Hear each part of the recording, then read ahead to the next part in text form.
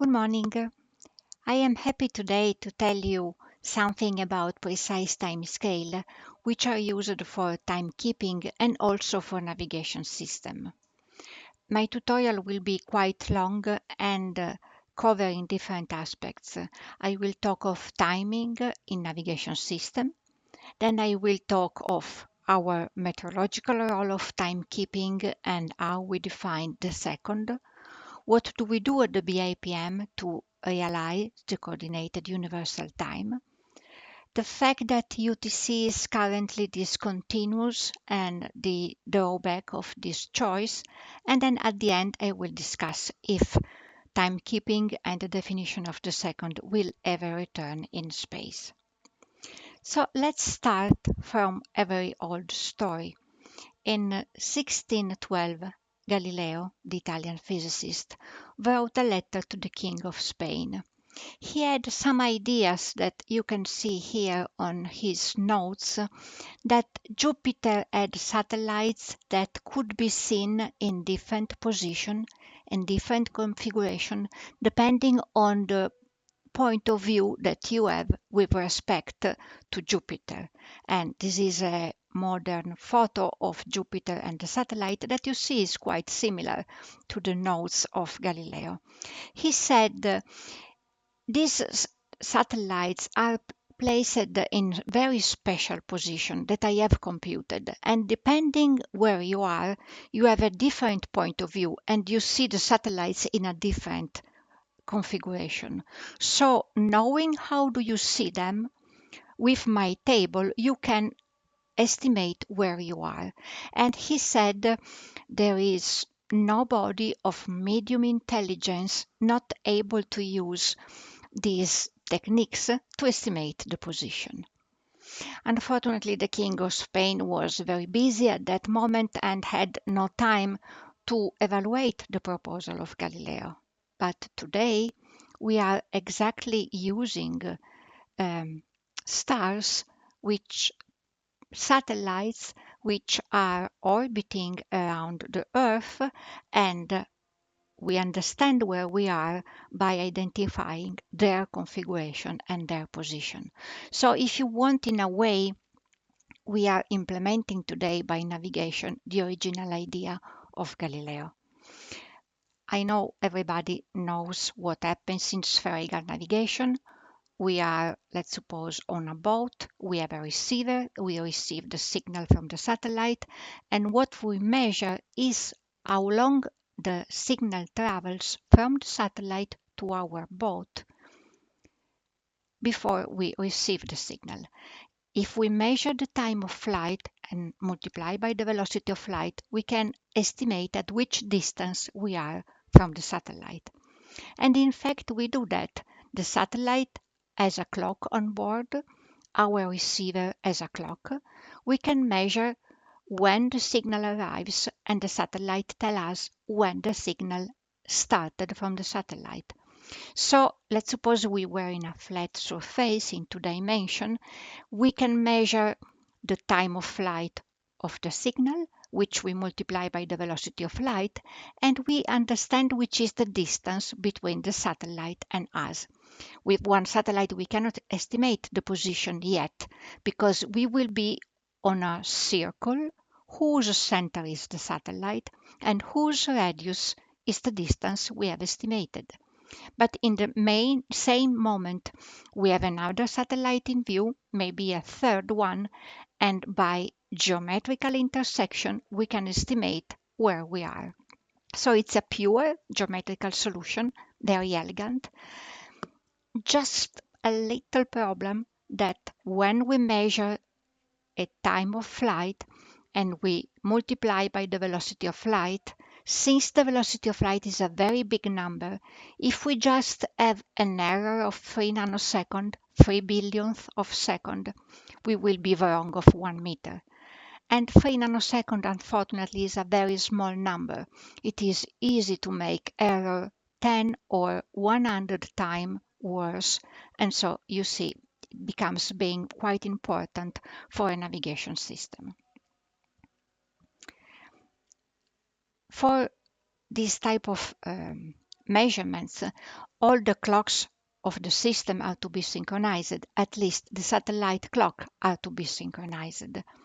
Shall they be also synchronized to UTC, to the International Time Scale?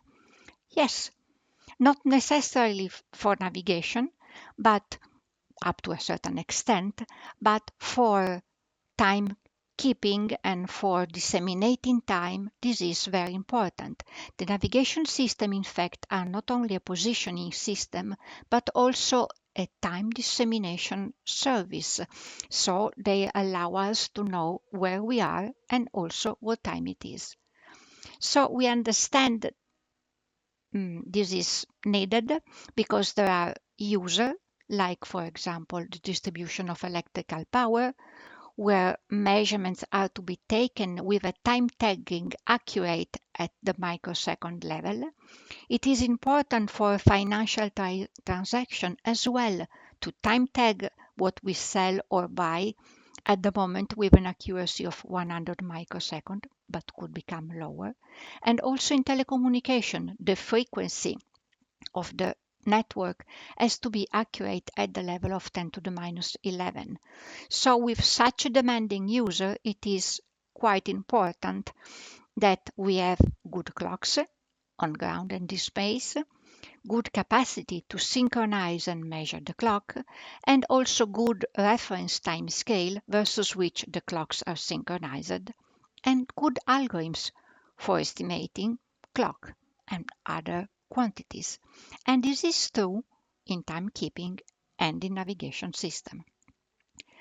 Let's have a look to a typical scheme of the navigation system. The navigation system has a space segment with the satellite, a ground segment with the monitor station and the control center, and the user segment. In the space segment, we have clocks. Clocks are on board the satellite because they are telling you when the signal starts.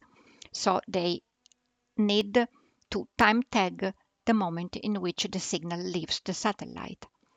The users also need a clock, but we cannot afford to have user clock as good as the space clock.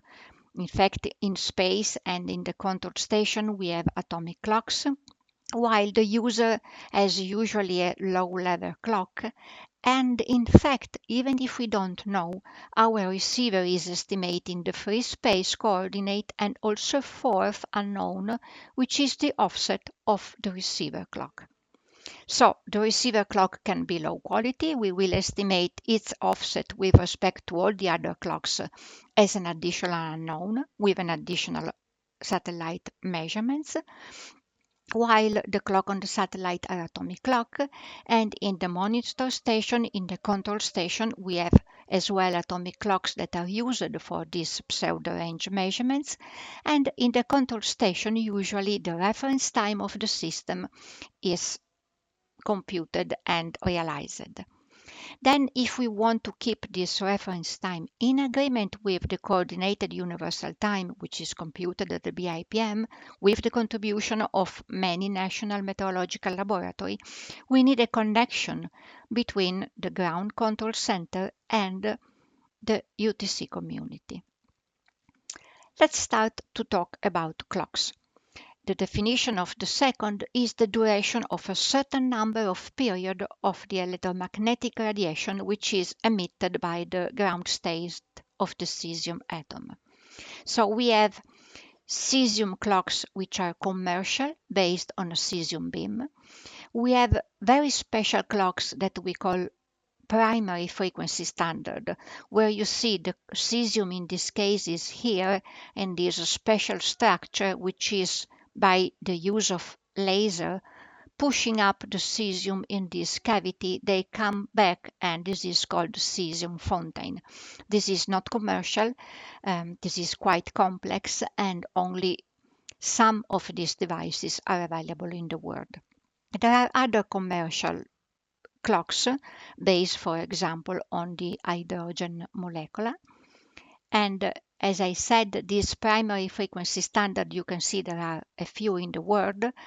They are very complex and they have an accuracy in relative value up to 10 to the minus 16, which mean losing 3 nanosecond in 1 year. 3 nanosecond is 1 meter. So if we used this type of clocks, they would not have an error, they would not cause an error in positioning more than 1 meter in 1 year. But these are not space clock. Speaking of this type of primary standard, in the time laboratory, research is going on other atoms or molecula which are emitting an optical radiation, and their accuracy is 10 to the minus 18, which means 100 times better.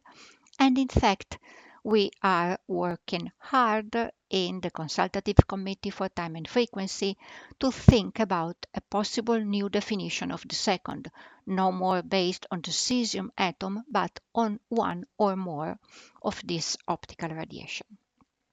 For sure, in space, we have other type of clock, space qualified clock, and you can see, for example, some of them based on rubidium atom or again hydrogen maser. They are much more smaller, much more robust, and also less consuming. And the research is also going towards very small clock. They will be able to help, if not in space, maybe in the ground segment. They could be implemented in receiver to improve the estimate of the positioning and also allow holdover navigation quite easily.